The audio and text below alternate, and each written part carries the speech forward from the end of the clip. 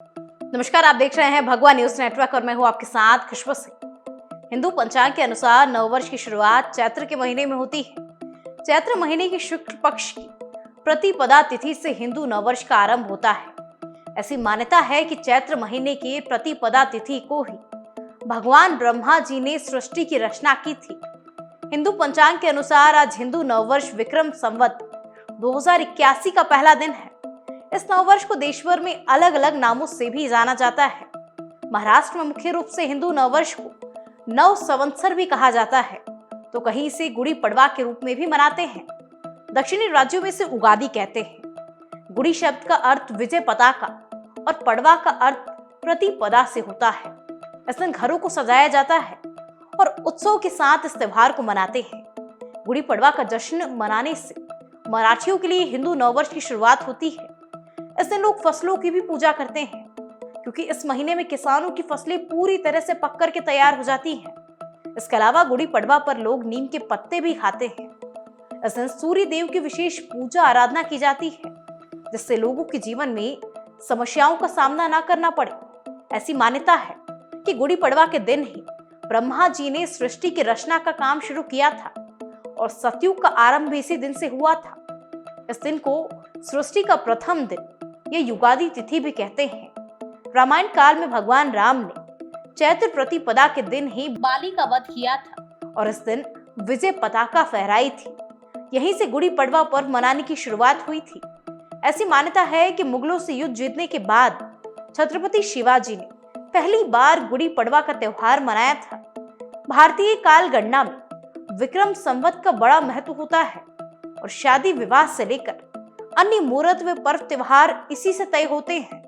हिंदू नववर्ष के सारे मांगलिक कार्य आज से आरंभ हो जाएंगे। हिंदू ग्रंथों के 60 संवत्सरों के हिसाब से हर संवत्सर का नाम तय किया जाता है। भारतीय कालगणना का विवेचन अनेकों ग्रंथों में किया गया है। मई के सूर्य सिद्धांत आदि प्रत्यक्ष ज्योतिष ग्रंथों से लेकर मनुस्मृति जैसे धर्म शास्त्रों तथा भागवत जैसे आख्यान माने जाने वाले पुराणों तक में कालगणना के विज्ञान के विवेचन और विश्लेषण प्राप्त होता है। भारतीय विज्ञान की विशेषता है कि वो हमेशा प्रत्यक्ष और प्रकृति से समन्वय बनकर चलता है, इसलिए काल की गणनाएं भी इससे ही जुड़ी होती है। हमारे शास्त्रों में स्पष्ट रूप से बताया गया है कि ब्रह्मांड में भिन्न भिन्न लोकों में काल की गति भी भिन्न भिन्न होती है। आप देख सकेंगे कि महान वैज्ञानिक अल्बर्ट आइंस्टाइन ने भी टाइम एंड स्पेस की थ्योरी में यही पाया। यहाँ हम देखेंगे कि पृथ्वी पर हमने काल की कैसी और कितनी सूक्ष्म गणनाएं की है। काल की सबसे छोटी इकाई भारतीय शास्त्रों में परमाणु की मानी जाती है। 2 परमाणु के बराबर एक अणु होता है और 3 अणु काल के बराबर एक त्रिसरण काल होता है।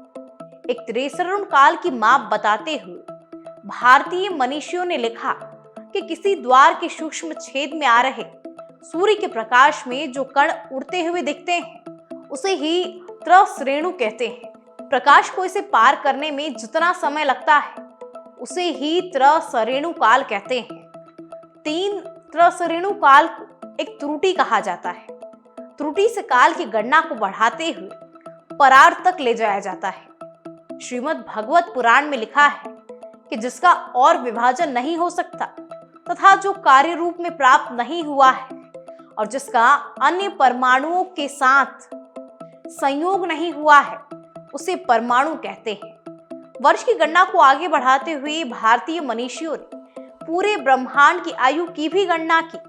उन्होंने सौर वर्ष के बाद दिव्य वर्ष से लेकर परार तक की गणना की। कलयुग चारों ओर से सबसे छोटा युग है। यहाँ तक कि भारत में सप्ताह के 7 दिन की गणना और नामकरण भी प्राचीन काल से ही होता आ रहा है। आर्यभट्ट ने तभी 7 दिन के नाम और महत्ता पर प्रकाश डाला था। इसका विश्लेषण बड़े विद्वानों ने भी किया है। ऐसी और जानकारियों के लिए हमें लाइक, सब्सक्राइब और फॉलो करना ना भूलें और जुड़े रहिए भगवा न्यूज नेटवर्क के साथ।